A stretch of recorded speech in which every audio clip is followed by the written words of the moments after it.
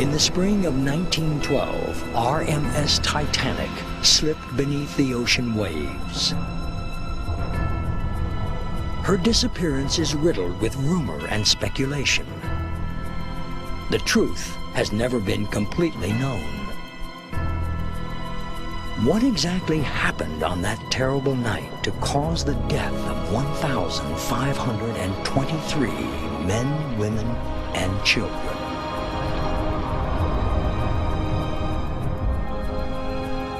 Titanic took many secrets to her final resting place. Now, an unprecedented scientific expedition pieces together Titanic's final hours. Clue by clue, evidence is being gathered. Piece by piece, a story is beginning to unfold. New discoveries are shattering age-old myths. Science is taking us back in time to witness the sinking of the unsinkable Titanic.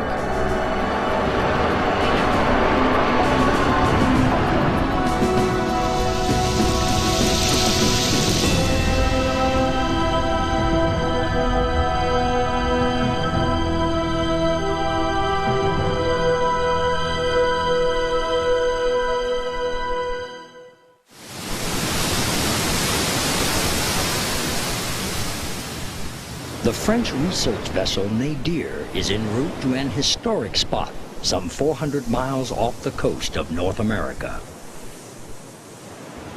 Her crew is plotting a course to one of the most notorious points in the North Atlantic.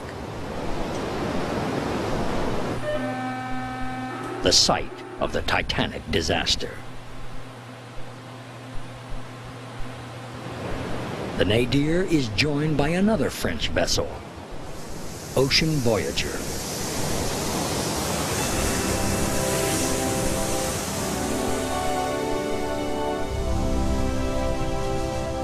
On board, an elite team of scientists and engineers, each exploring a phase of the Titanic disaster. Paul Mathias is a leader in underwater imaging technology. He will try to discover the iceberg damage that doomed Titanic.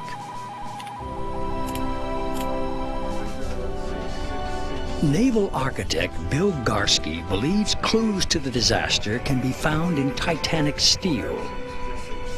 Did Titanic steel shatter like glass during the sinking? David Livingstone works for the company that actually built Titanic. He wants to know why she sank so quickly and why she broke in two. Roy Collymore is the team biologist. He wonders if a community of deep-sea organisms is sealing Titanic's ultimate fate.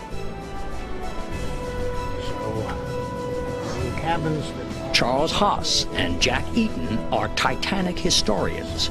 They'll provide historical context to this investigation.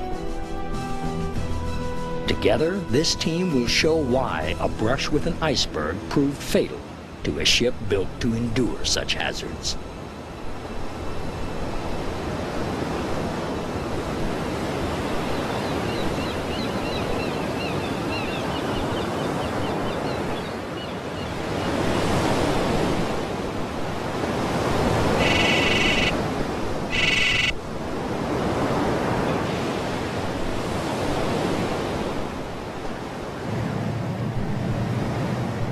A simple buoy and flag mark one boundary of the wreck site.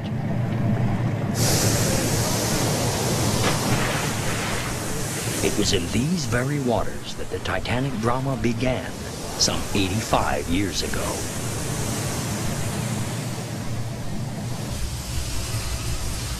Exploring the Titanic has been likened to conducting a technological orchestra with engineers, divers, and scientists. Great care is taken to prepare gear for the first dive.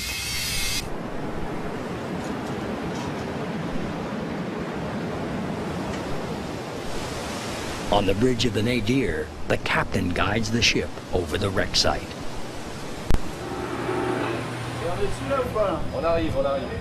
Directly below lie the remains of the greatest sunken ship of all time.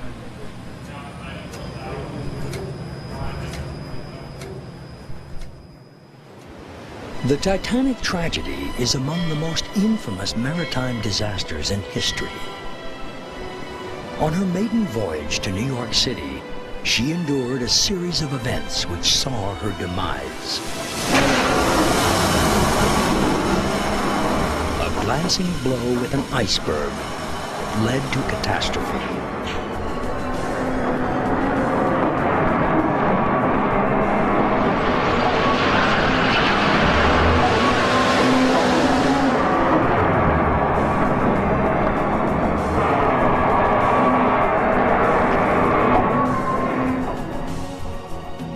Today, Titanic lies buried in more than 12,000 feet of water. Her bow and stern are separated by nearly a half a mile. The forces that caused this destruction must have been awesome, but the facts of that night have remained elusive, mysterious.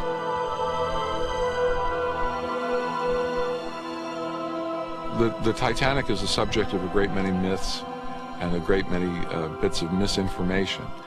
That's why I think this expedition is so significant, because science is giving us the tool to eliminate some of this misinformation and tell what really did happen that night.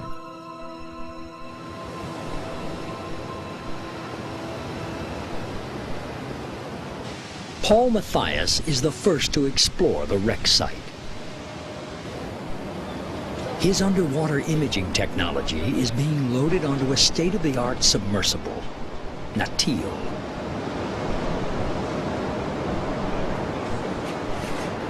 This yellow submarine is one of a handful in the world that can take humans down 12,000 feet to the site of Titanic.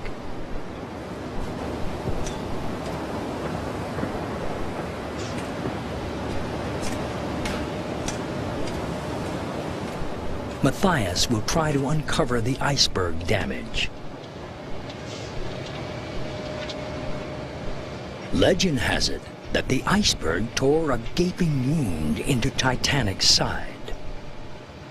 But nobody knows for sure. After the Titanic hit the iceberg, there was enough damage to sink her. Exactly what damage occurred to the hull is not known with certainty. The reason is a major part of the front of the bow of the boat is under the mud, and it's been a mystery for 80 years. Today we're going to try to solve that by looking beneath the mud using a seismic profiler, much like a physician might use an ultrasound. Like a medical ultrasound, this sonar will create images by sending and receiving acoustic signals. Mathias hopes his signal will penetrate the mud, enabling him to see the wound in Titanic's side. Revealing this damage is the first step in reconstructing the disaster. Natil's robotic arms will be used to position the sonar near the mud that hides the damage.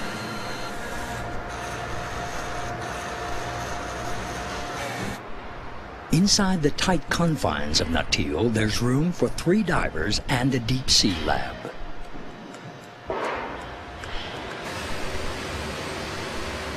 This is the first time this kind of approach has been used to image a hull that's buried beneath the mud. I think this is overall going to give us a lot more information about the Titanic than we've ever had before.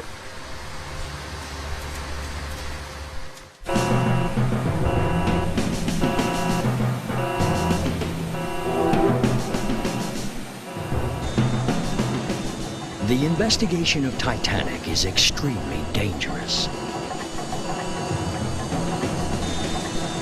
More than 5,000 pounds of pressure every square inch will be exerted on the shell of Natil.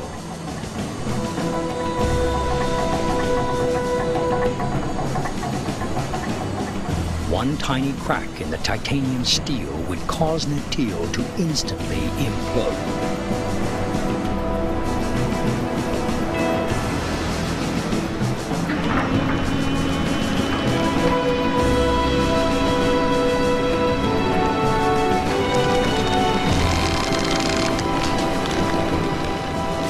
The waters themselves can be very hostile. Freezing temperatures and strong currents add danger to every dive.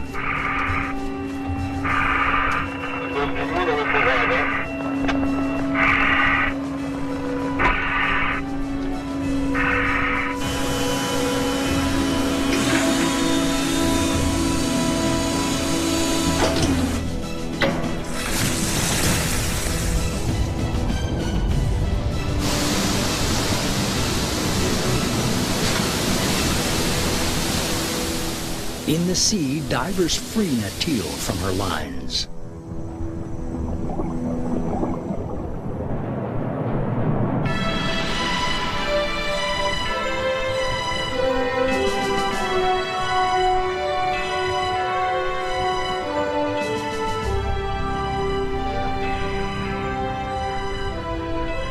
In the control room of Nadir, the crew monitors the sub's progress using state-of-the-art visioning software. But if the sub gets in trouble, there's little that can be done from Nadir.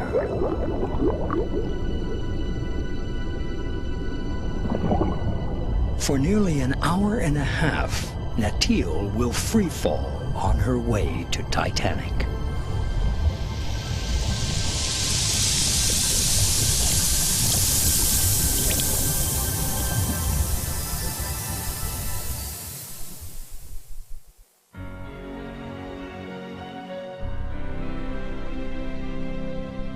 Titanic was the pride of Belfast, Northern Ireland, towering over the city where she was built.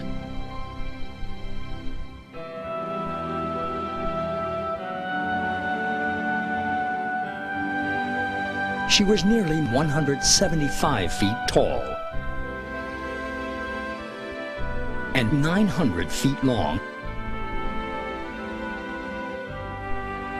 In her day, she was the largest moving object ever built.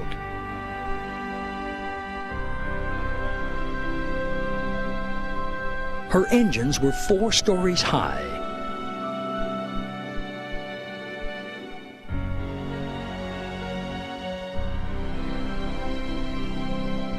Each of her 3 propellers were larger than a house.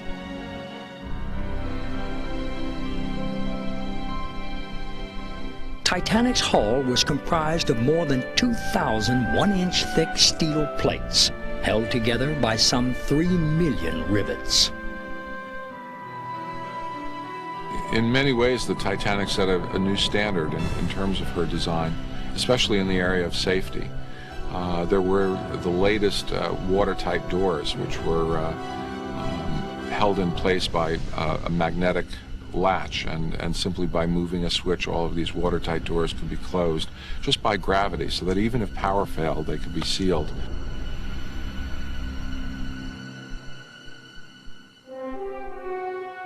Titanic was designed to sustain some damage.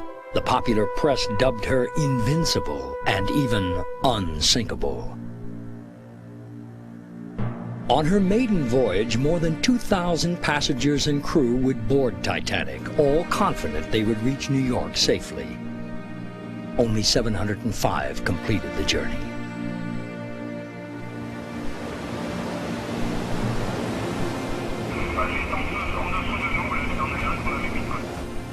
In the control room on Nadir, the crew monitors Natil's descent to Titanic.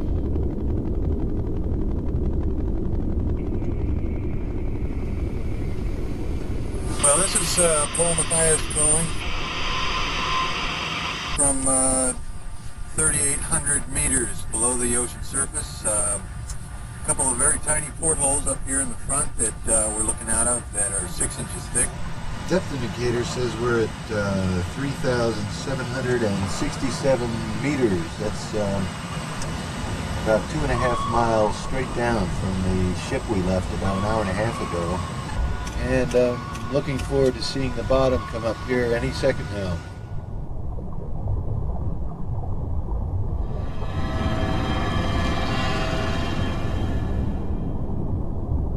We're finally touched down, and I can see a sandy, muddy bottom here. It's lighted by our lights. It would otherwise be pitch black down here.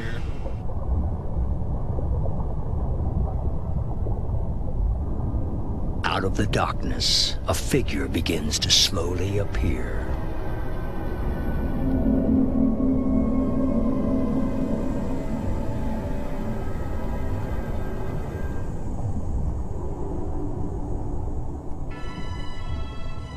One of my impressions about seeing the Titanic is the majesty of it. It's a gigantic ship, still upright.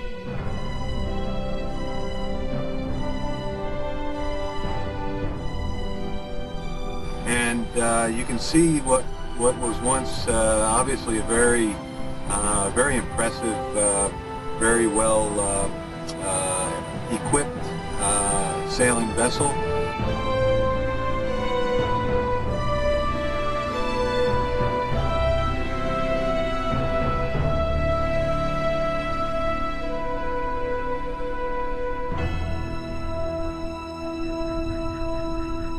Before Matthias searches for the iceberg damage, Natil's robotic arms are brought to life.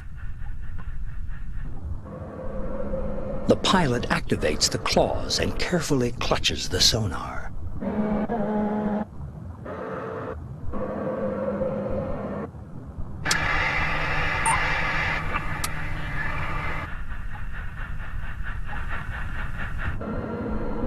The investigation begins by recording images of visible damage. This information will help Matthias interpret what he finds under the mud.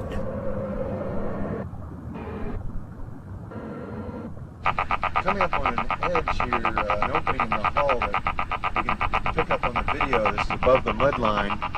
Here we can see into the hull, and at the same time our seismic profilers starting to show a nice hyperbolic shape. This confirms that we're starting to pick up openings in the hull with this system. Very encouraging.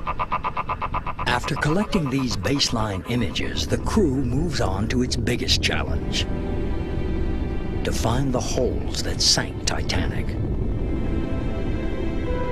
The use of sonar at this depth to peer through the mud has never been attempted. There is no guarantee of success.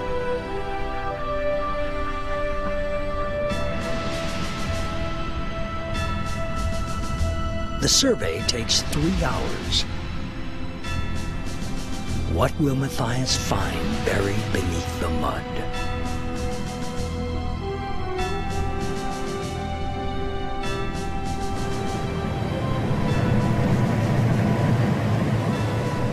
The story of Titanic's destruction begins 3 days into her maiden voyage.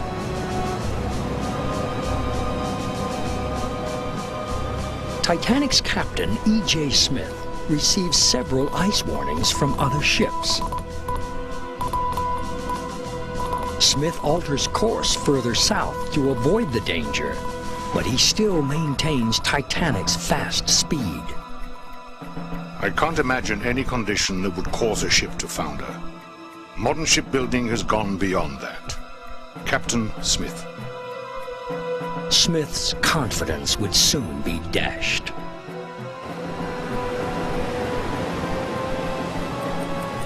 "11:40 Sunday evening. Lookouts high in the crow's nest spot an iceberg looming in the haze. They ring a warning bell 3 times and message the bridge. From the bridge, the Titanic is turned hard to port.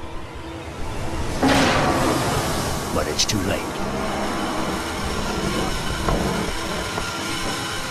Captain Smith dispatches one of the ship's builders, Thomas Andrews, to assess the damage.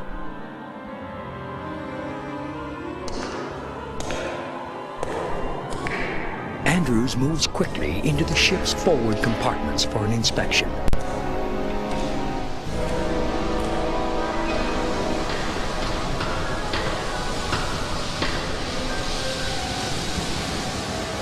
What he sees is devastating.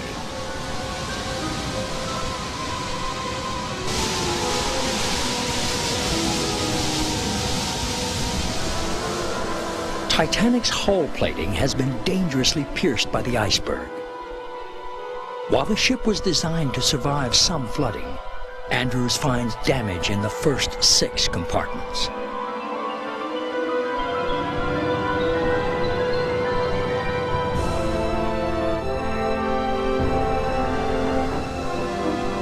Andrews reports to Captain Smith the ship has an hour and a half, maybe 2. The great ship Titanic is doomed.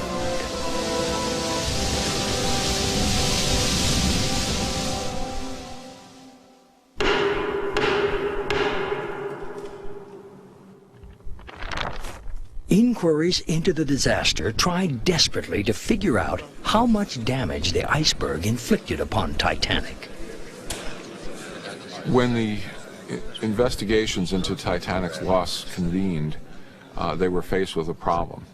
The one person who could have told them the most about the ship and what had happened that night, Thomas Andrews, was lost.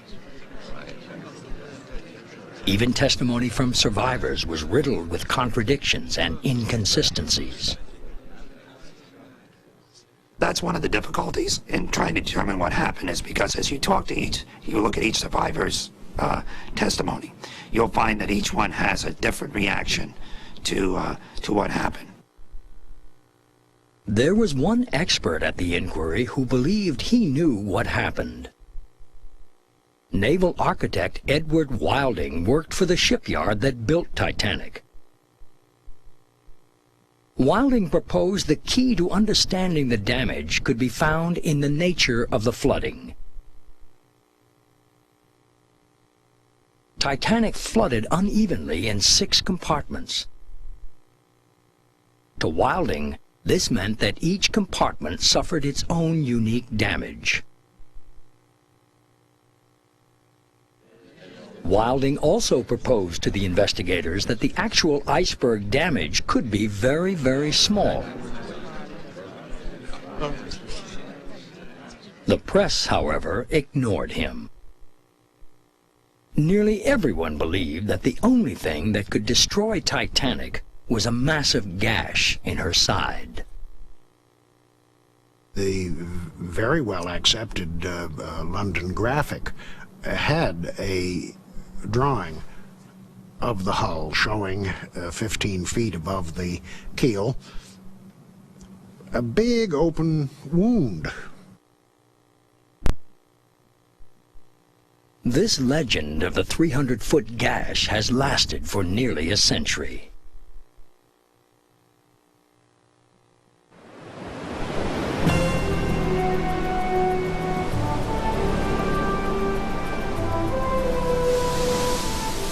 Matthias and the crew of Natil are retrieved from the icy North Atlantic after 9 hours of investigation. The answer to an old mystery is now within reach. Will they find that Titanic suffered a giant gash, or the equivalent of pinpricks?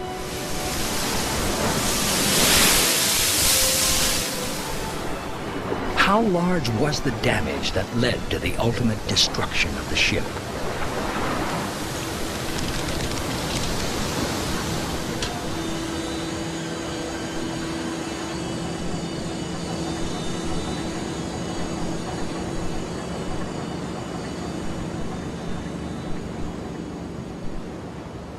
Well, here we're coming in.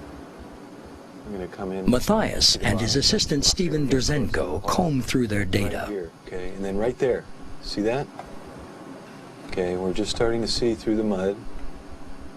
Oh, wow. Right here. That's a deformation. That's something buried in there.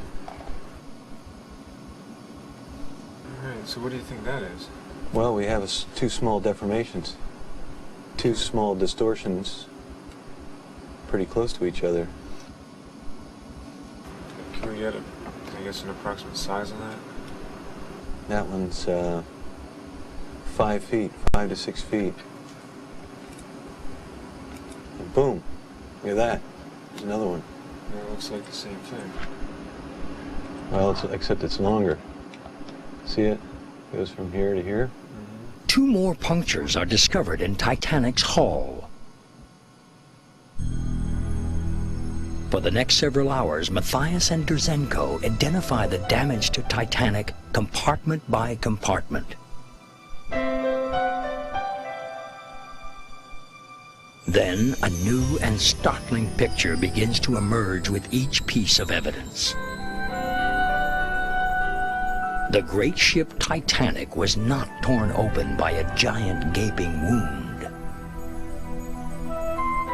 Just as Edward Wilding predicted, a series of small holes caused the tragic disaster. Okay, let's see. We have a small hole here in the bow. As Matthias plots the cracks in Titanic's hull, he believes much of the damage is only as thin as a human finger. 2553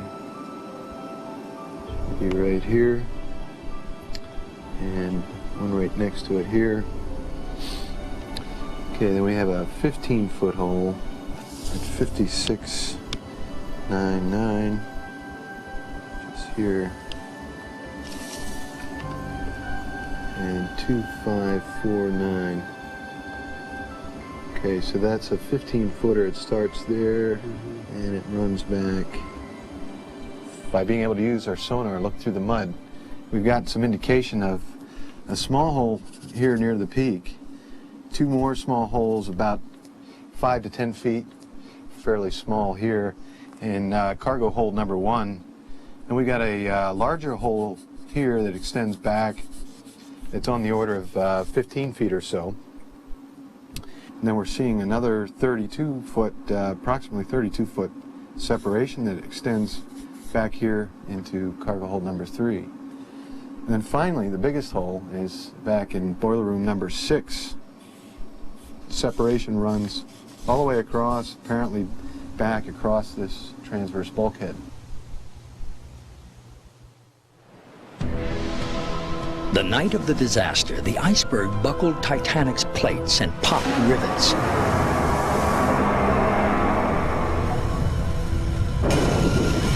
Incredibly, these small wounds started a pattern of flooding that led to the demise of the great ship.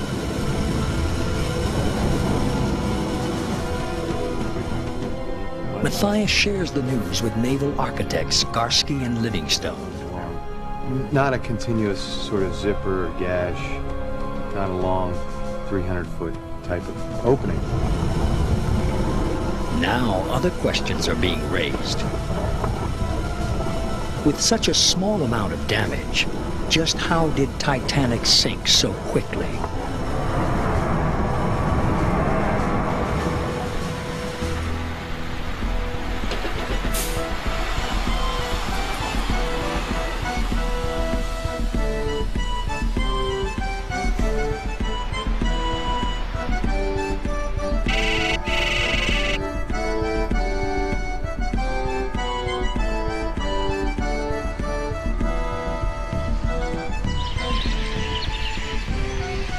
Here, in the very place where Titanic was built, naval architects are unraveling the mystery of why Titanic sank so fast.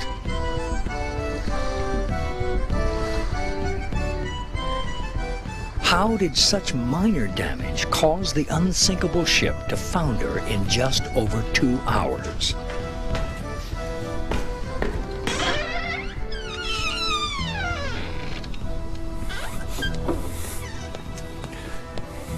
Working many long hours, 2 researchers have recreated the sinking, relying on Edward Wilding's testimony about the flooding. Right, what have we got? Hello, John. This is condition. Naval architects John Bedford and Chris Hackett have created a computer model that uses many of Wilding's calculations.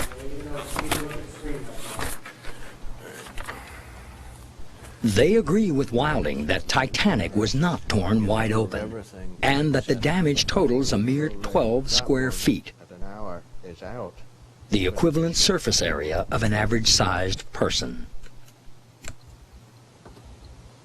And I found that the media and the literature on the subject was so full of misleading information that I began to get interested. And the more we looked at it, then the more surprising things that we found. Their scenario begins at 11:40. Bedford and Hackett calculate that immediately after impact, the water is rushing in at almost 7 tons per second. Titanic was designed to sustain some flooding, but with 6 compartments flooding simultaneously, all safety gear was rendered useless. Just 10 minutes after the collision, most of the damaged compartments are filled to the top.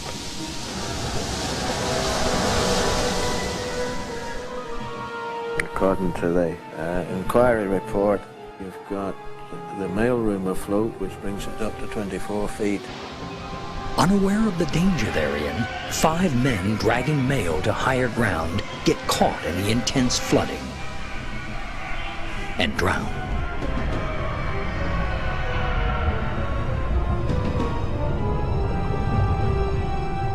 We can then go on another 10 minutes to midnight.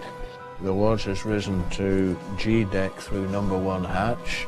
In a mere 20 minutes after impact, passengers walking along the promenade comment that they suddenly feel as if they're walking downhill. By midnight, Bedford and Hackett estimate that the ship had taken on 8,000 tons of water. Based on the figures after 20 minutes at 12:20. 12:20. 40 minutes after the collision, the bow is only 15 feet away from being submerged. The first 2 lifeboats are launched, but they are not filled. People still cannot comprehend that the ship is going under. And that's it there. We've still no water at all really in number 4. And everything is flooded now to the waterline except number 5. The bow is submerged. 1 hour after the iceberg strike, all damaged compartments are filled to the waterline.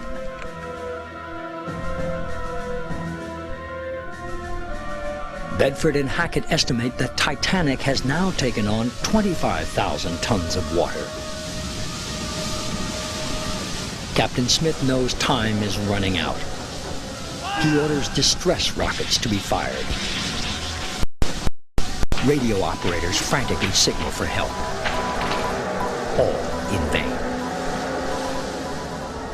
Okay, she's still stable, so we can carry on flooding. At 1:40, 2 hours after impact, the situation turns even more grim.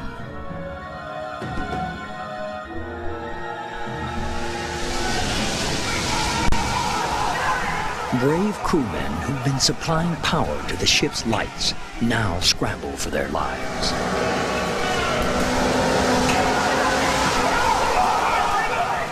More compartments flood, pulling the bow underwater. The giant stern heaves up into the night sky. In just over 2 hours, Titanic is lost. We can carry on filling up and we'll see if that's sufficient to sink her. And it is. And away she goes. That's it. So that's 20 past 2.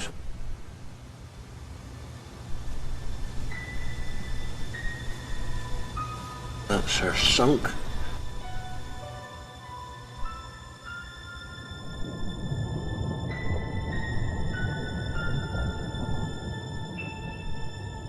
More than 1,500 people were still on the ship as she went down.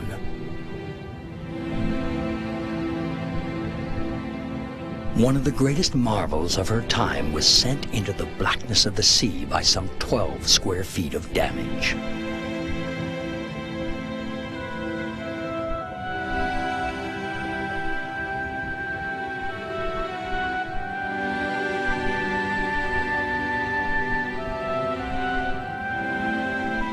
At the time, she was the biggest. She was the best. She could beat nature. She could go through an ice floe. She could hit an iceberg. She was unsinkable. She was fast. She was big. But she was a pimple on the ocean. Nature could yawn and knock her aside and did.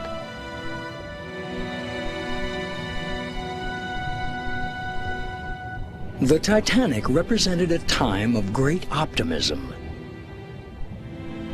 It was believed that technology reigned supreme over nature. When the great ship set sail, no one was concerned that there were not enough lifeboats on board. But after this incredible disaster, safety philosophy would change forever.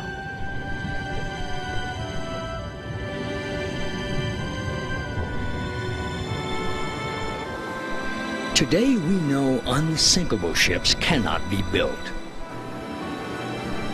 Designs now focus on keeping vessels afloat just long enough to be abandoned. Okay, first, the signal abandon or distress signal. Drills are mandatory and help ensure quick evacuation. Get your gear and meet. And meet down on the next floor where all the safety rafts are. Modern ships also carry enough lifeboats for all on board. This was not the case with Titanic. Anyway, since the Titanic, there is enough room in the life raft for everybody. Survival suits like this one are provided to all passengers. They offer protection against freezing seas. Most of Titanic's casualties did not die from drowning, but rather from exposure to ice-cold water.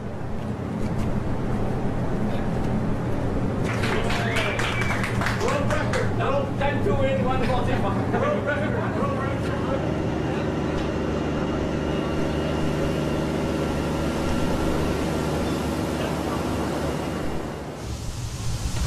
The deep sea is a new frontier. Few people have traveled to the dangerous depths of 12,000 feet. Prototype submersibles like Natil have opened up other worlds. But despite more than a decade of visits to Titanic, there is still much to learn.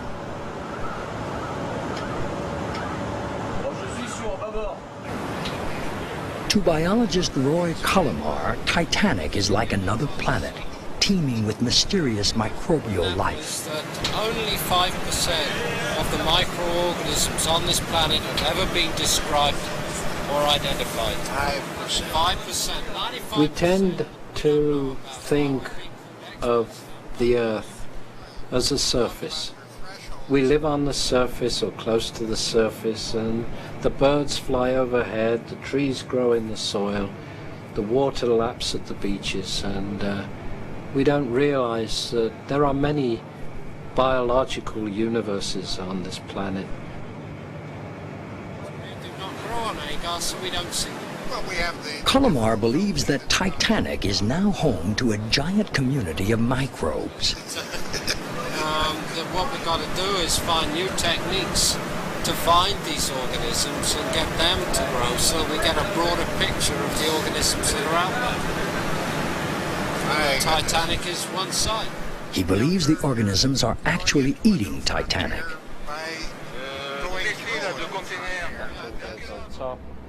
Two layers of film here. Cullimar is building biological traps to capture and identify the bacteria that reside on the wreck. Closely through the interfacing. A strip of 35mm film is the bait. film is made with gelatin, which is food for bacteria. See, already you're doing it much better. No. The bottom of the tube is baited with food that's rich in iron. And what they're going to do is they're going to mine the film. They're going to try and take the film, the gelatin off, and so they're going to tunnel, they're going to etch it away, and then we're going to hopefully see some beautiful patterns. Because science isn't just science, it's also art. So what we do is we now put this down. Colomar hopes to collect bacteria that prefer the iron. So what we've got... As these bacteria remove the iron from Titanic, they build these elaborate rust-like structures dubbed rusticles. Colomar believes that the iron-consuming bacteria are the main culprits devouring Titanic. The ship is starting to disintegrate.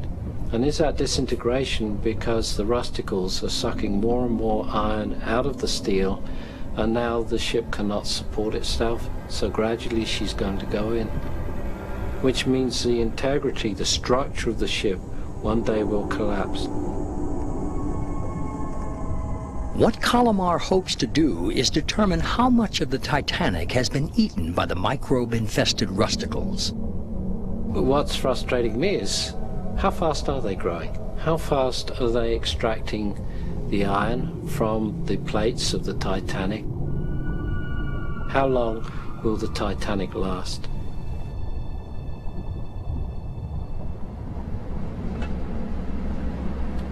As Colomar prepares to gauge the ultimate fate of Titanic, naval architects David Livingstone and Bill Garsky look back to the night of the disaster. Kilometers away. And we took it right. Now that they know the true iceberg damage and the pattern of flooding, they are beginning to grapple with one more puzzling mystery. Now, how did Titanic break into pieces on calm seas? This is a really jumbled mass of twisted metal, pipe, cable, wires. You name it, it's there, and it's all crushed up together. It's unbelievable. It's not a very inviting place at all. It's almost like a giant just ripped it apart. I mean, it looks that way. When the revelation came that the ship was broken in two, it was absolutely astounding to us because of the weight, the credence that we had given the historical reports, and in particular the two investigations that had found that the ship had sank largely intact. In testimony, all the surviving officers said Titanic sank intact. Others saw the ship break into pieces. Why does history offer such a puzzling account filled with inconsistencies? There are almost as many interpretations and depictions of the breakup as there are people who gave the testimony. Survivor Jack Thayer had a sketch made and reproduced on the front page of the Philadelphia Bulletin that clearly shows the ship breaking at the surface.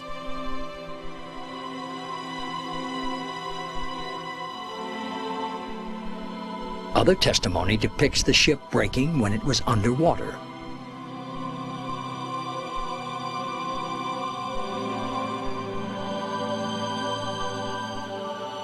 The controversy is, did the vessel break at the surface? Did it break on the way down? Or did it break when it got to the ocean bottom? Once you go up, that's the scariest part in terms of she'll start to sweat. David Livingstone will be searching the wreck site for clues to the breakup. It's quickly the A-frame is going to take you back, and once you do that... Last-minute advice is given by expedition organizers.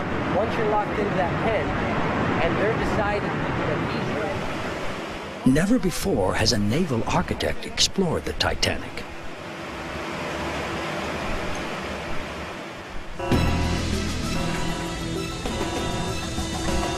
Besides being a naval architect, I think any engineer would be fascinated whether we will ever know precisely what happened, I doubt that.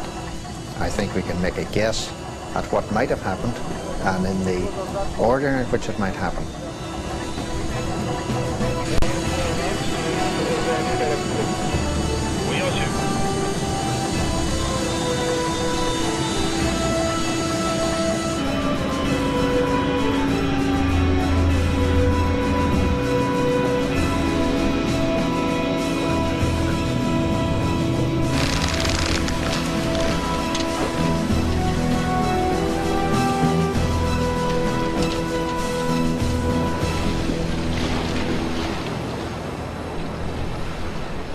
As Livingstone sinks to the Titanic, the crew on board Ocean Voyager prepares some unique equipment to aid in his dive. 4 specially designed underwater light towers will shine a blazing spotlight on the wreck. The towers generate light power equivalent to 35,000 household bulbs.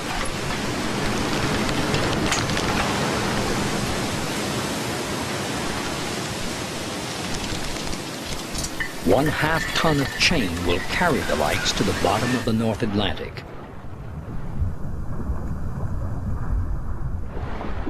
Giant lift bags will pull the lights back to the surface once the chains are released.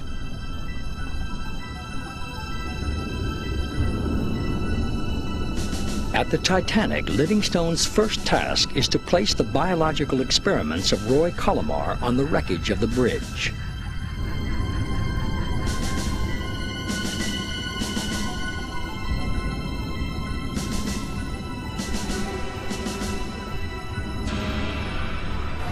So those are some instruments and tests that we have to place, and it's suggested that they're placed on the bridge. That's the thing. Okay. But at an area where there should be a lot of corrosion, so that the scientists can see what is happening and what sort of interactions there are. The experiments will remain here for several days in order to give the bacteria time to gorge on the bait inside.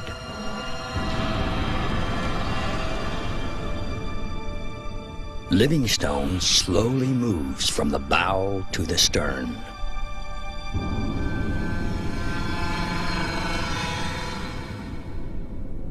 At the stern, the crew uses Natil's robotic arm to drag the deep sea light towers into position.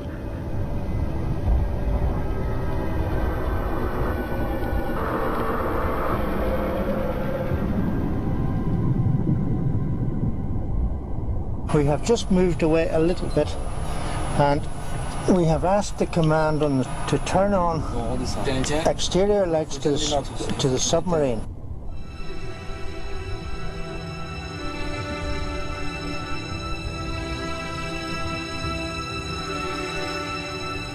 Ah, this is beautiful. Yeah. Very, very powerful lights. This is the first time. Now I can see this engine. A veil of darkness is removed, and Titanic's massive 4-story engines are revealed. The rubble surrounding the engines is all that remains of the stern's once great decks.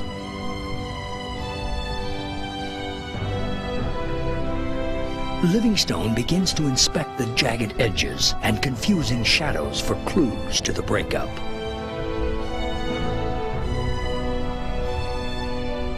To his trained eye, the engines seem to have snapped in half. The port engine, the fact that one of the cylinders is broken off indicates some of the very immense forces that were acting on the hull at that time. The engine itself is a massive structure. Both engines together weighed some 2,600 tons. But the fact that such a big piece of engine has just disappeared, and quite cleanly, indicates some of the forces that were at work during the sinking. It appears to Livingstone that Titanic broke here, between two of the engines. But he still doesn't know how or why she broke.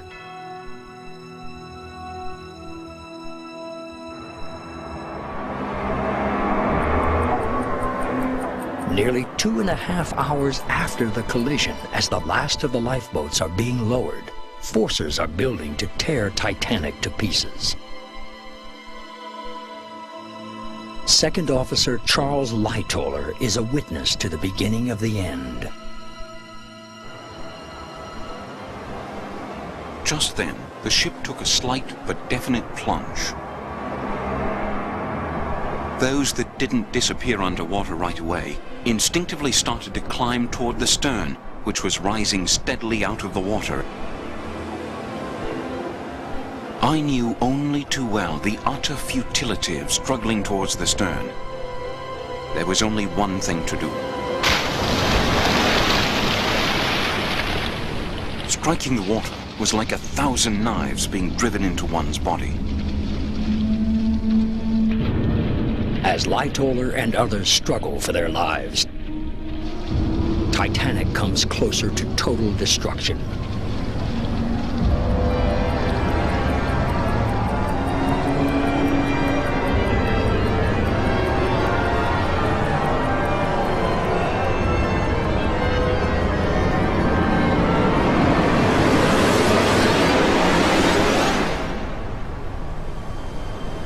From the icy seas, Lightoller describes an astonishing drama.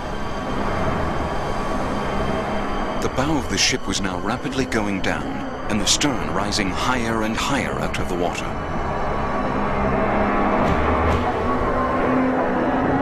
The terrific strain of bringing the after end of that huge hull out of the water opened the expansion joint near number 1 funnel, causing the funnel to fall.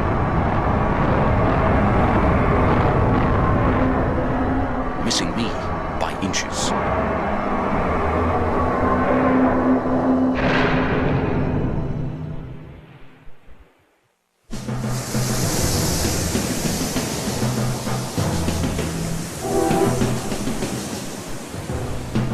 From the water, Lightoller saw the ship coming apart.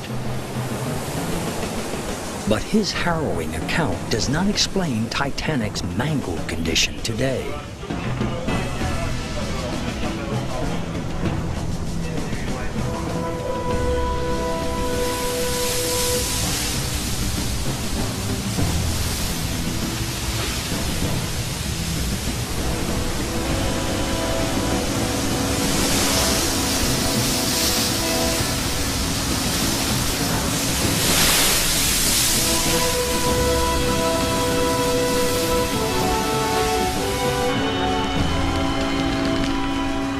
David Livingstone returns from Titanic with more questions than answers.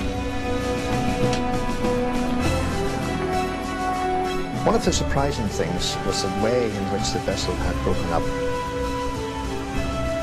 There doesn't appear to be a pattern. One panel of steel is bent one way, its neighbouring panel is bent another way, and no one simple explanation can explain just all the forces that were happening to the ship.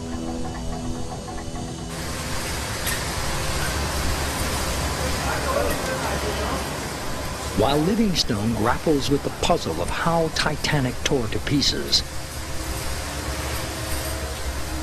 Bill Garski's colleagues in the United States may be on the verge of some answers.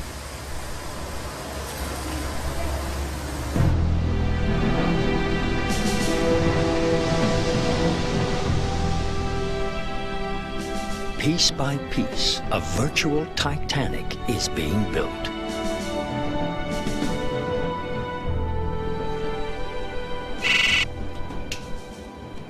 Okay, so when you're building a finite element model, if you start off bulkhead by The computer model is based on key information from the expedition, as well as some of the ship's design plans.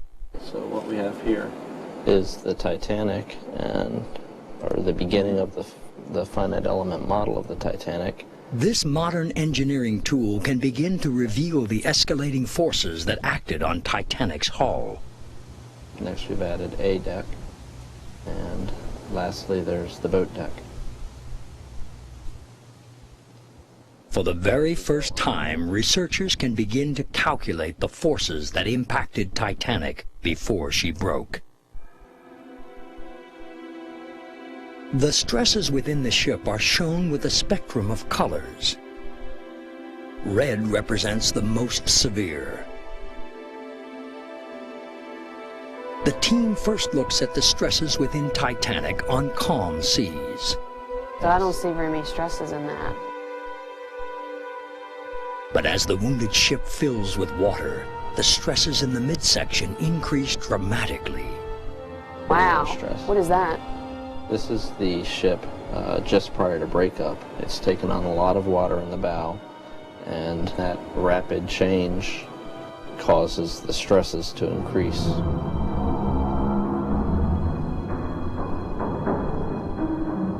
So basically our ship is bending. Forward end of the ship is flooded. The top part of the ship is pulling apart in tension. The bottom or the keel of the ship is compressing, and the steel plates in the keel are actually buckling. As the bow pulls down, the huge stern rises in the air. The equivalent of a 25-story building suddenly looming above the water.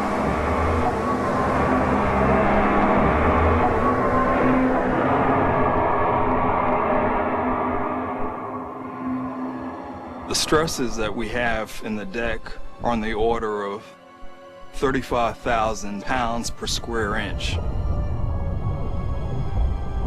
And that's about 50% higher than what the Titanic was actually designed for.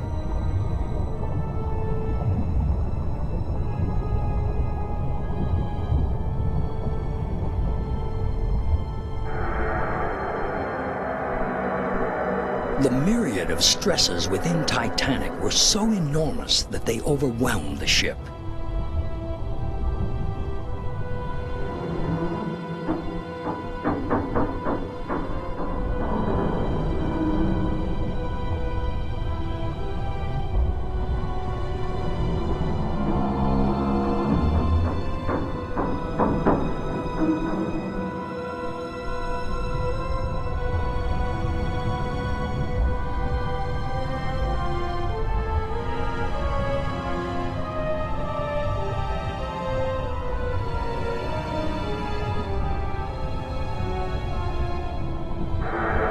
Perhaps most revealing, the model helps to support eyewitness testimony that Titanic broke apart on the surface.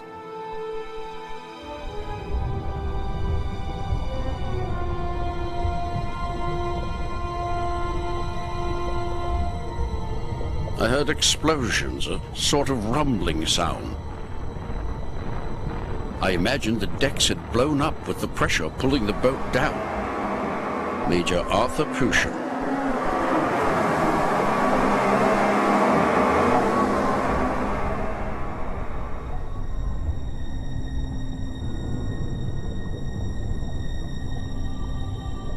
You could see a propeller right clear. And you could see underneath the keel. You could see part of the keel. Joseph Scarrett.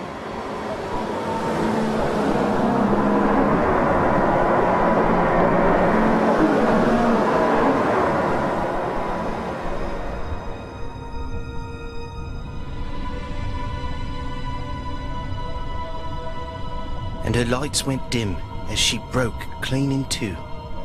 And the cries for help would seem to go on forever. Emily Ryerson.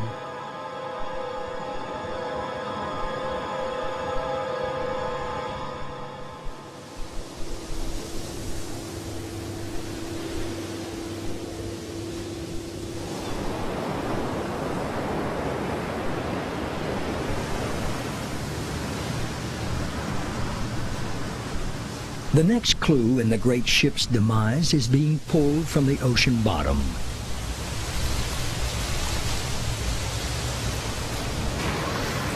Today, a piece of Titanic steel is raised to the surface.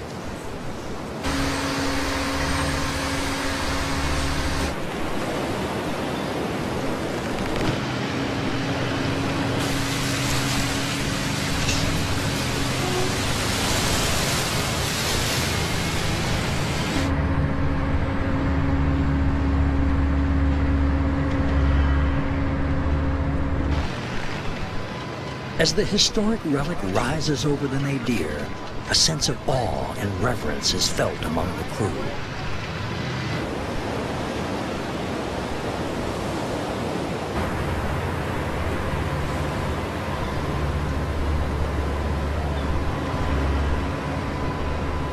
Titanic steel has its own story to tell after nearly a century of burial at sea.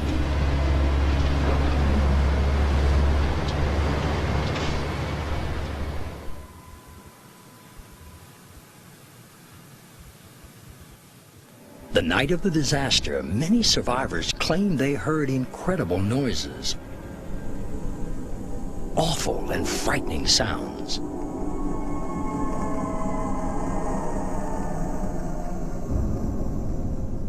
In the case of Titanic, you're talking about thousands of square feet of plate that are being mutilated and torn and giving off a tremendous amount of noise. Is it possible that the noises heard that night were Titanic steel plates shattering like glass? To answer this question, a key piece of evidence is headed for America.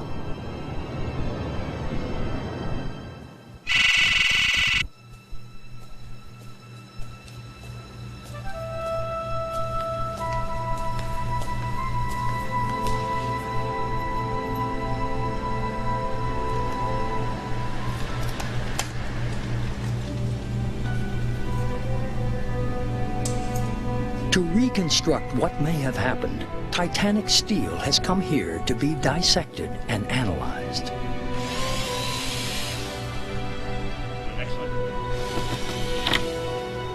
Under the guidance of metallurgist Professor H.P. Laley, a team will test to see if Titanic steel is especially brittle.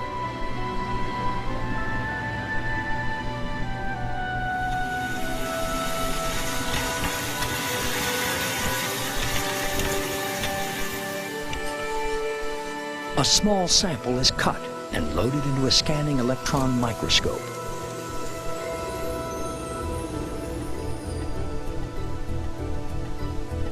Metallurgists Chris Ramsey and Scott Miller peer deep into the steel's microstructure. Pearlite, lots of inclusions. Let's focus it real fast. And then go back down in magnification, see what we have. They are looking for potential weaknesses and defects in the steel. Higher magnification shot. Lots of ferrite and pearlite, big inclusion. That's a big one. Probably a big old manganese sulfide. It's a big one. Big manganese sulfide. As they suspected, the steel is full of large manganese sulfide inclusions. Chemical imperfections that create weak areas which cause the steel to be brittle.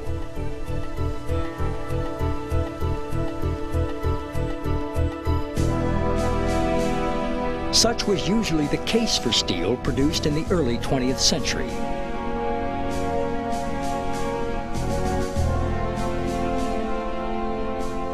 Steels in the turn of the century were made in very small lots, maybe 70 tons, whereas today we make them in 400-ton batches. Quality control was a problem in those days. Certainly compared to today's steels, this is inferior. But for the steels at the time, it was probably about as good as they could do. We got pearlite. You wouldn't want to build a ship out of this stuff today.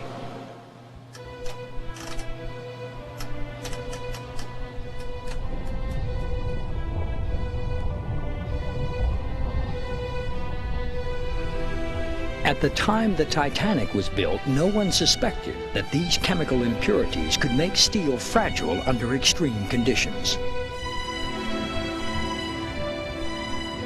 Investigators suspect that the extreme cold water temperatures of the North Atlantic caused the steel to become even more brittle. The waters of April 14 to 15, 1912 are unusually cold for the Atlantic at that time of year. 28-degree seawater is not the ordinary seawater you find in April.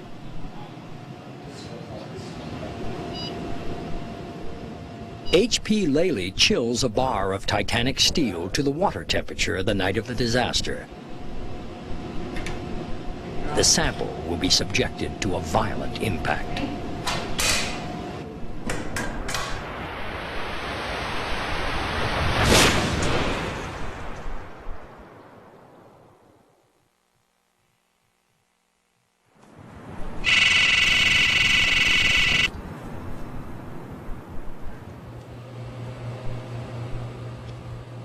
The fractured piece of Titanic is sent to another lab to be examined by mineral scientist Timothy Fakey.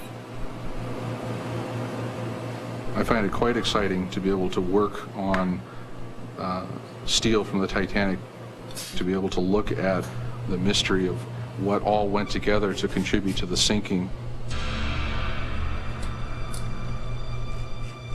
Fakey's tests confirm that Titanic steel, with its weak manganese sulfide areas, became more brittle when subjected to the cold temperatures. The fracture surface shows 95% of the grains in the sample cracked.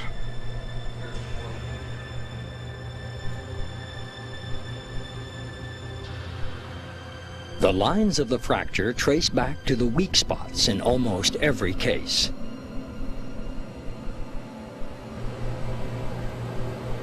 So you see the effect of manganese sulfide particles on the fracture behavior of this steel. More or less, when you take the steel down to a lower temperature, you're actually shattering something that's just full of holes.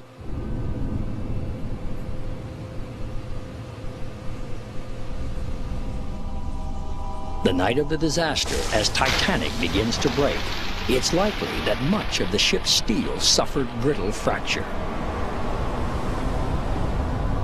This new evidence supports.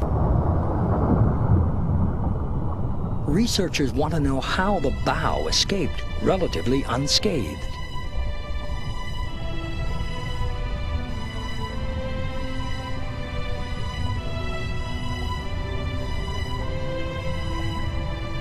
The stern, on the other hand, is completely destroyed.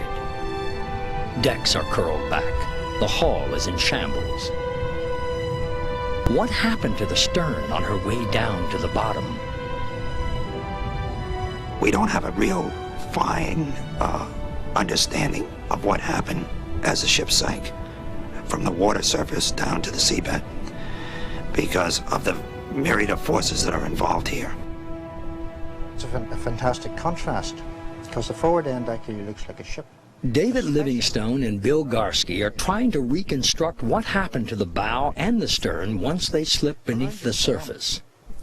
It still looks very much like a ship. The railings are there. Fantastic shadows. They believe that as the bow dropped, it was already filled with water, so it was not crushed by the increasing water pressure.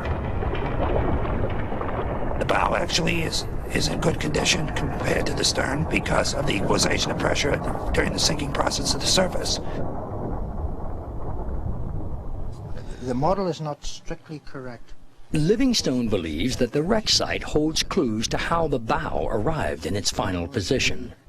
On the starboard side, there is this big wave, almost a bow wave of silt, where the ship was pushing in, and there is, and the anchor is, the bottom of the anchor is just about on the silt. I see. Another clue to the bow's impact is found on the port side. Over the top of the bridge, and to Livingstone's surprise, there's a giant bend in the hull. At the big radius bend. The bend on the port side in the hull, it certainly took me by surprise. The condition of the hull in that area where it had bent round, right round 180 degrees in a radius of perhaps about 3 meters, and the hull hadn't fractured. The plates were intact. What could have happened, Bill, was that the ship was sinking nose down. Nose down. But going sideways at the same time.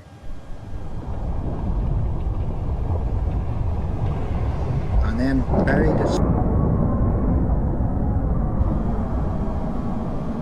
The back end, just with the momentum of the steel and all the entrained water in it, just wanted to keep going. Yes. And squashed up. Right, that sounds plausible. It just actually concertinaed and made this big buckle. Yes. That is, I think, just about there. Understanding how the stern arrived on the bottom is a bit more puzzling. It was number 4, which we had placed in 2 days earlier. The stern wreckage is chaotic. This too is an important clue. Livingstone and Garski think that after the bow pulls the stern underwater, the bow and stern separate. The incredible pressure on air trapped inside the stern causes inward implosions. Right in the sand. This is the center. To Livingstone's trained eyes, Titanic's propellers provide clues as to how the stern finally landed on the bottom. The propellers are curiously bent upwards, which suggests that the aft end of the stern hit the bottom first. And it would almost look as if the aft end hit the bottom, just dropping like a stone.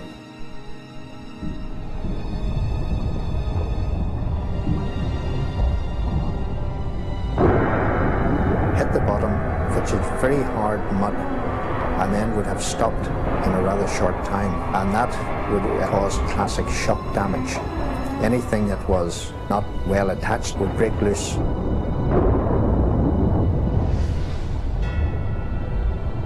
It took some 15,000 people 2 years to build Titanic. She was made with more than 25,000 tons of steel, and her engines produced nearly 50,000 horsepower. But the forces of nature simply tore the greatest ship of her day to pieces in a matter of minutes and spread them out across the ocean floor.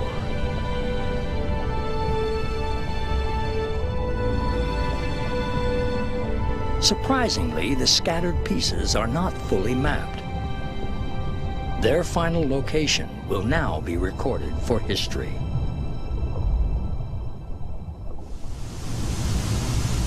Over the past several days, the crew of Nadir has been busy modifying Natil. The submersible is outfitted with another of Paul Mathias's sonar devices. Mathias will attempt a first. Using new software technology, he will try to create the first archaeological map of the entire wreck site, which is almost 1 square mile. Well, the Titanic is a huge ship. It's bigger than anything we've ever imaged. It's one giant behemoth on the ocean floor. There has never been a routine, detailed survey of the Titanic. Preparation for this investigation began half a world away in the warm, shallow waters off the coast of Greece. Mathias was here to fine-tune his imaging technology on Titanic's identical twin, Britannic, which sank 2 years after Titanic during World War I.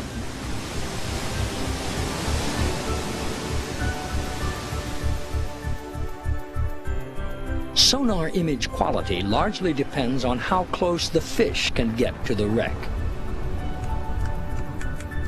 As the fish passes over the site, it sends out an acoustic signal, The signal rebounds off the ship, and the software creates an image.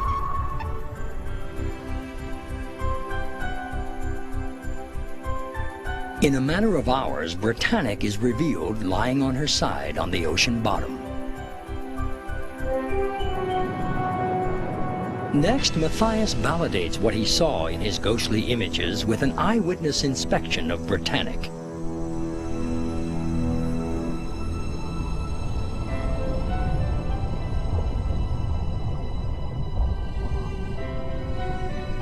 By fine-tuning his software here in the shallow seas, he increases his chances of capturing an image of Titanic in extremely deep waters.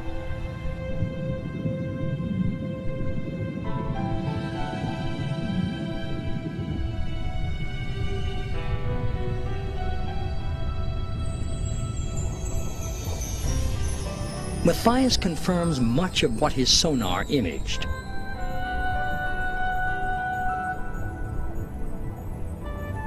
The railings on the bow,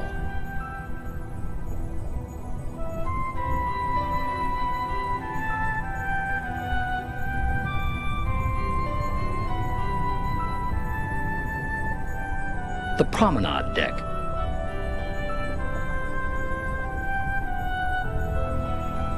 the great hole caused by her sinking during the First World War,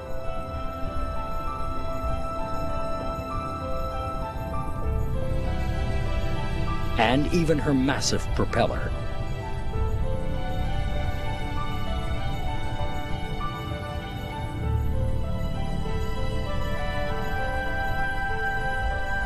Matthias leaves Greece with high hopes for Titanic.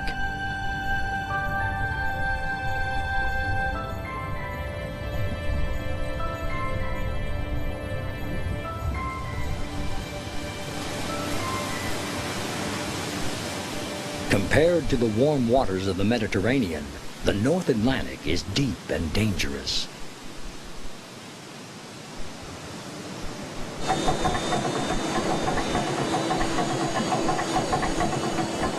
The weather here is now turning for the worst. There's no guarantee that Matthias will succeed in this inhospitable environment.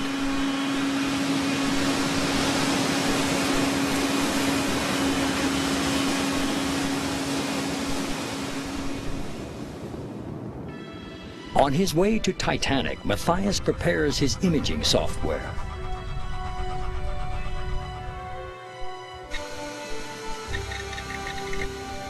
"30 feet above the wreck, the team begins scanning the area in a process called mowing the lawn. What we're doing now is we're scanning across the seabed in the nautil with a sonar, looking out to 600 feet on either side, and we're building up a picture of the seabed. A routine survey has never been done in the area. This is the first tape of side scan data over the Titanic taken by a submarine. We've also collected the data on optical disc on the computer. That one's at 2347. Matthias and Derzenko now begin to plot out the first archaeological map of the Titanic wreck site. Wow, look at that. Look at that. That's gotta be it. That's the bow. For the first time, the entire bow can be seen on the ocean floor. That's a nice image. That's a really nice image.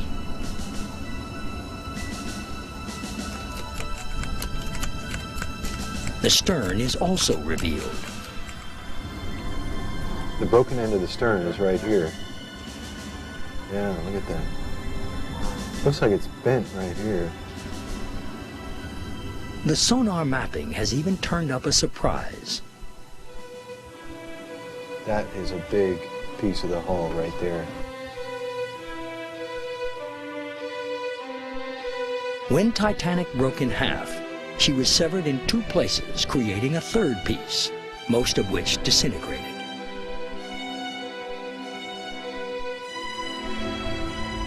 Now recorded on videotape and plotted on the map, some 60 feet of her hull has been discovered intact.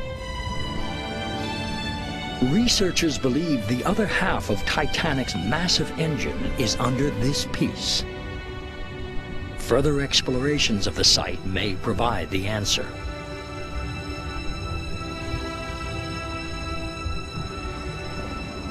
Okay, Steve, got the tip of the bow at 5717.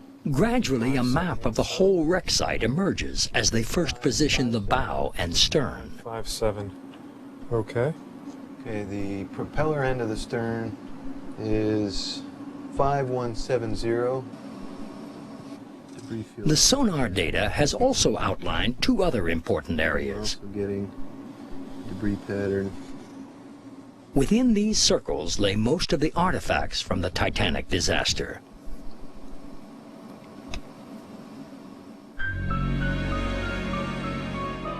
Scattered across the ocean bottom are objects that poured from Titanic as she sank.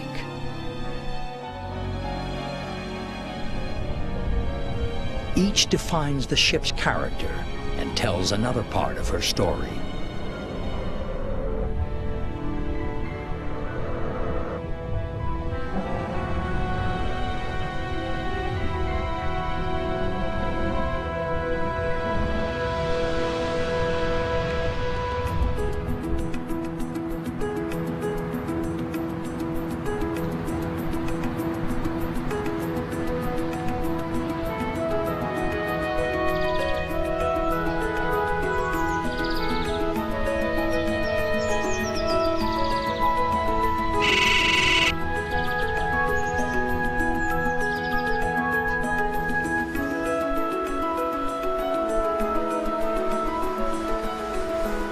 Many of Titanic's treasures find their way to the French countryside, where they are restored.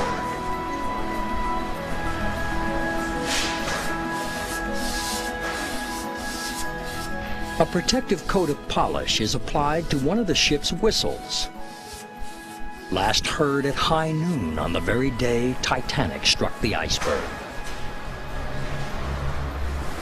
This was Titanic's voice. This is what made her speak. The whistles. And there they are. We have them. We know what they're like. It's one thing reading about them, but to see them gives you an entirely different impression of what they were.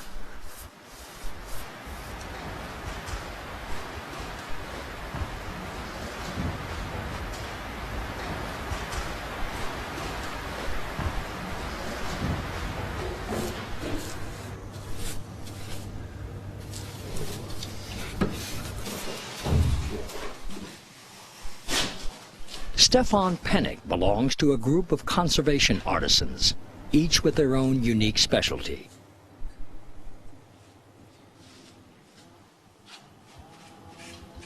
As a trained archaeologist, Pennick carefully supervises the preservation of Titanic's artifacts.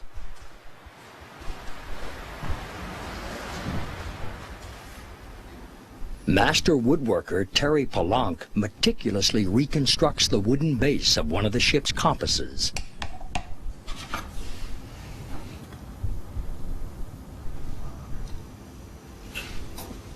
Each retrieved object becomes an integral part of a new and historical record.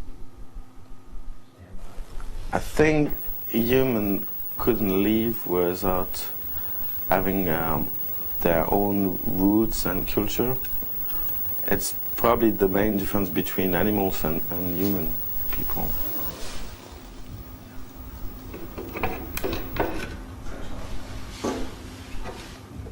The artisans take a minimalist approach to conservation.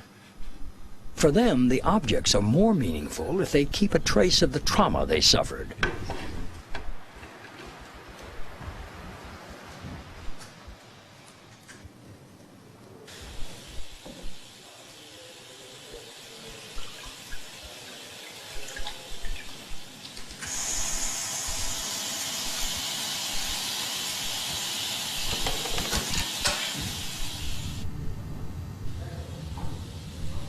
A ceramic figurine.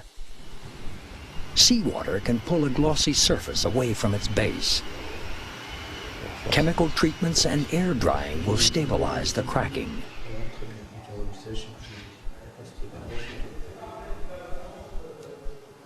In the hands of Marielle Bouchara, a simple souvenir from Holland is transformed into an object of poignant beauty.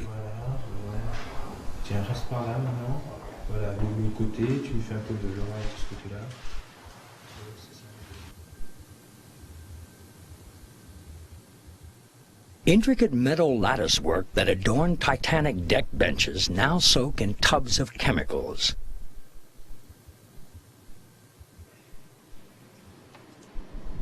Pennick monitors the bath for chloride, a leading cause of corrosion in metals. Each object reacts differently when exposed to the sea.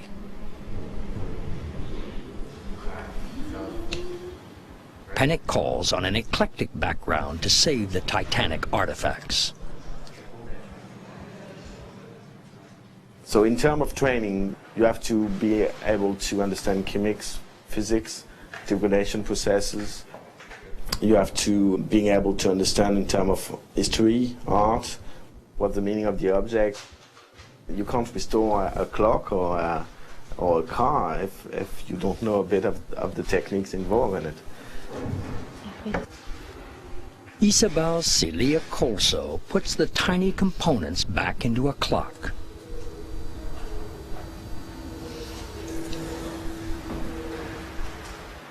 A clock that froze in time on April 15th, 1912.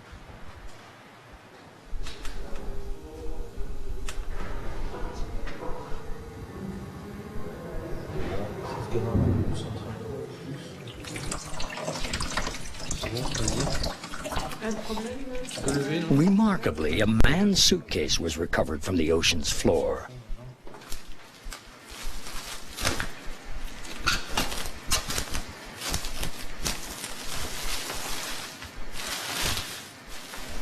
Martine Plantek carefully unfolds the garments.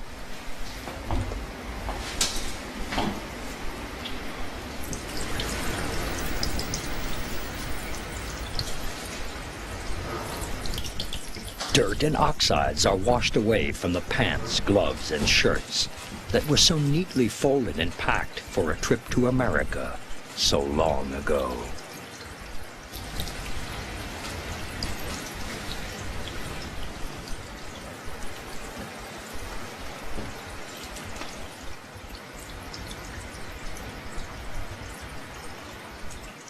The unpacking action is one of the strongest feelings of the conservation process, because that's the time where you do what should have been when you arrive from a trip. You unpack your stuff, and in fact we just switch. The guy can't unpack now, and we have the next one. It's very strong in terms of emotion.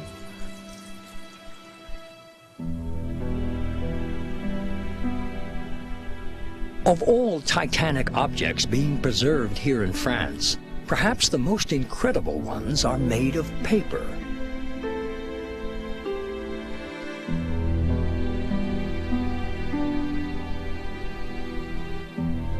I think it's unbelievable. If you had to bet about that, no one will bet about having paper being able to be recovered.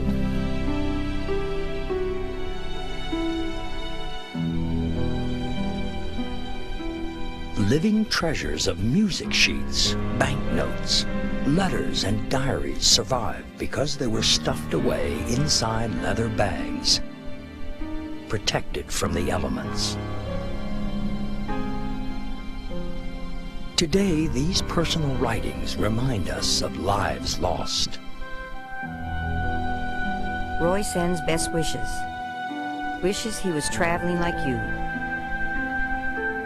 I wish you prosperity wherever you go. Hello, Roy. Yours sincerely. Wishing you a Merry Christmas and a Happy New Year. Hope to hear from you in the new year. I am just living from day to day for the time when you will be back.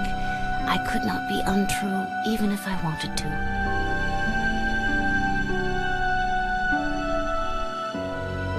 When we put the picture together, when we look at the objects that these people had in their final moments, it gives us, I think, a greater understanding of just exactly who they were. And by knowing the characters in the drama, you get a much better insight into the great drama of that night.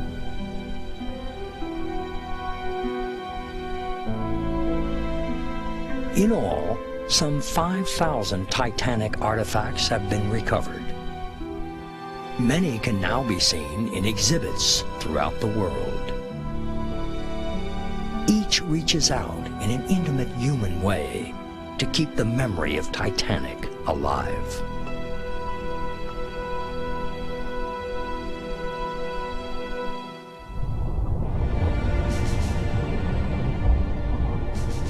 The Titanic herself can be considered the ultimate artifact.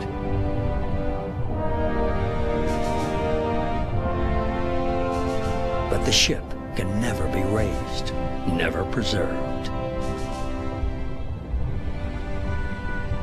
And unlike the artifacts conserved in France, Titanic is disappearing rapidly with no practical chance at restoration.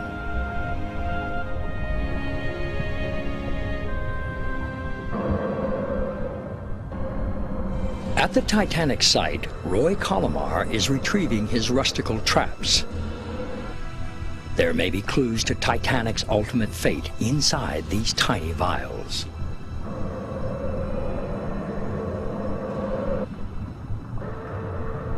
And maybe we're approaching the time when the Titanic is going to become very fragile. And we need to know how fragile she is becoming.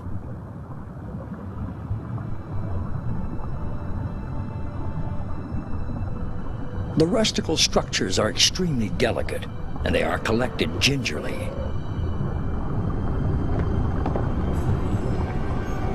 One day, Titanic too may crumble away.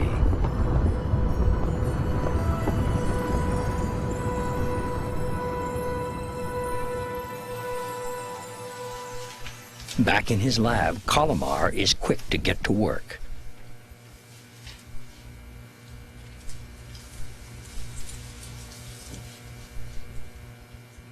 Etchings in a strip of 35mm film show signs of bacteria.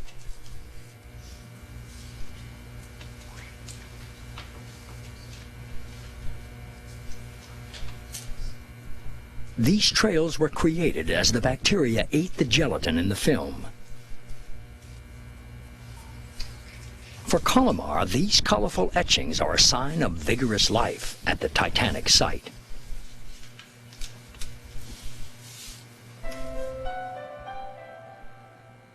Colomar discovers many different kinds of bacteria.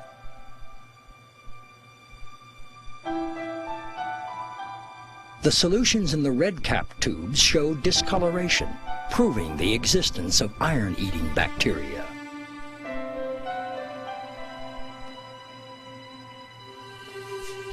Colomar confirms that iron bacteria are devouring Titanic.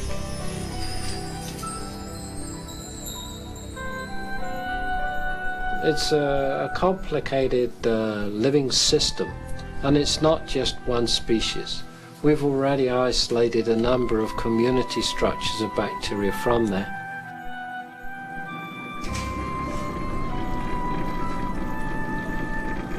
Inside the hard shell of the rusticle, Colomar has found bacteria, fungi, and other molds.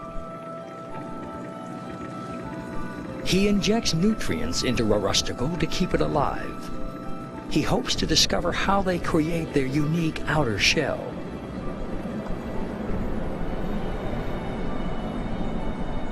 The anatomy of the rusticle is complicated.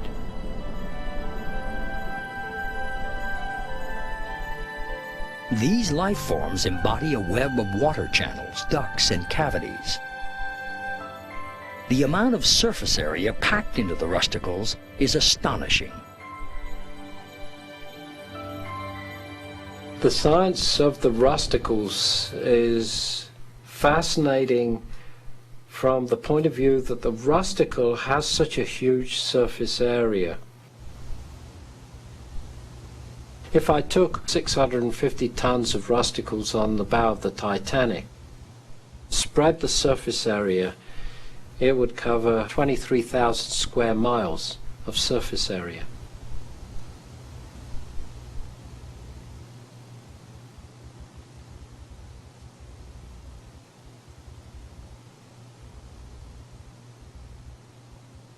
So essentially we're seeing that there's a complex community.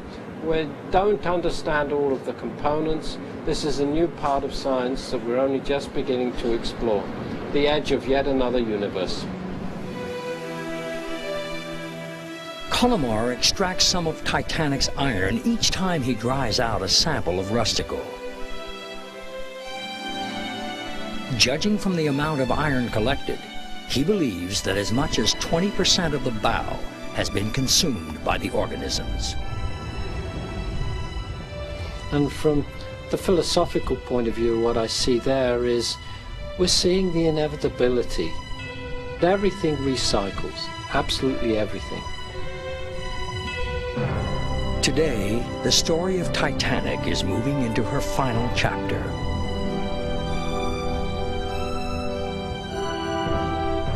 The most luxurious ocean liner in the world is slowly disintegrating, transforming to dust and iron ore.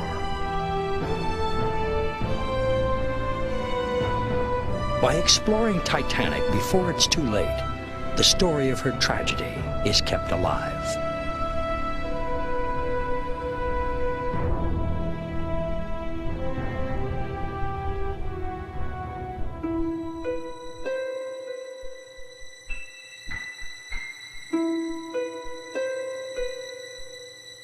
In the light of morning, the survivors of the Titanic disaster found themselves adrift in the cold North Atlantic.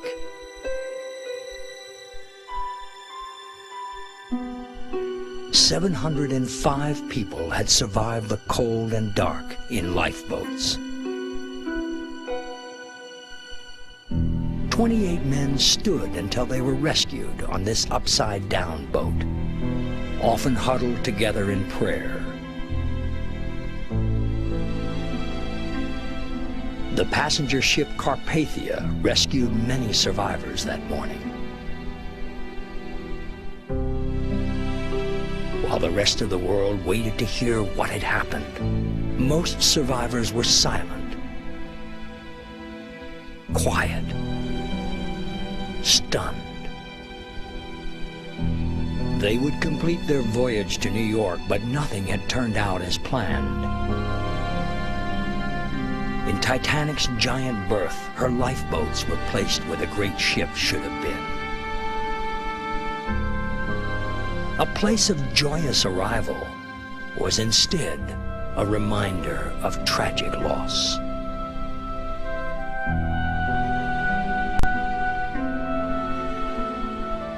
Tragically, a lot of people lost their lives on the Titanic. And I don't think we should dwell on the tragedies so much as learn from the tragedies so that it doesn't happen again. And the Titanic maintains an elegance as if she's saying to us, don't avoid me, but learn from me. Don't avoid tragedies, but learn from tragedies.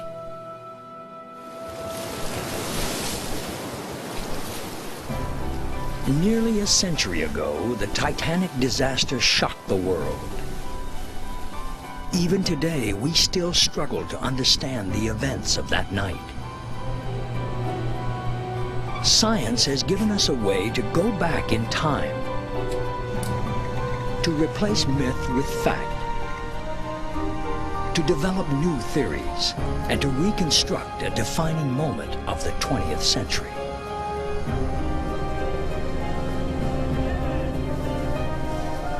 We've accomplished a lot on this operation.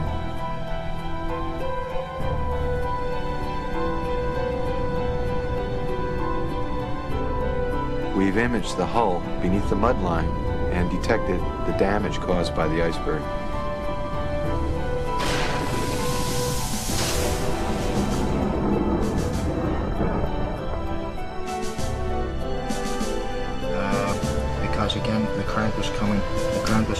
Well, we know perhaps a little better what the mystery of Titanic is all about. It's a question of steel, question of naval architecture, exceeding the limits of what the ship was designed for. That's why she sank, exceeding the limits of what she was designed for. History is enriched by new discoveries. And the story of Titanic lives on with each new retelling of her tragic tale.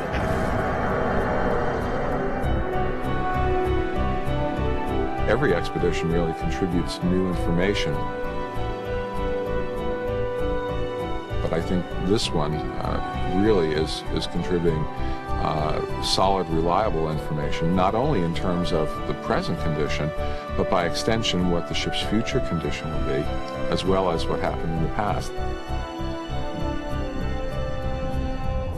Titanic represented not so much the end of an era. Titanic represented the cause and the reflection that, well, maybe we're not so great as we thought we were. But I'll tell you what, it's not going to happen again. The lessons of Titanic still resonate with meaning. Even to this day, the story of this great ship can still touch our hearts.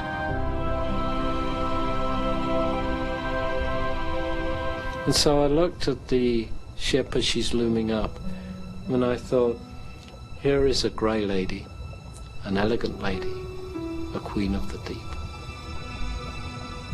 A sad lady, a silent lady, are you now asleep? Can we learn from your sorrow to share? Teach us to understand and certainly to care, but never again will there ever be a grey lady, an elegant lady, slip unwillingly into the sea.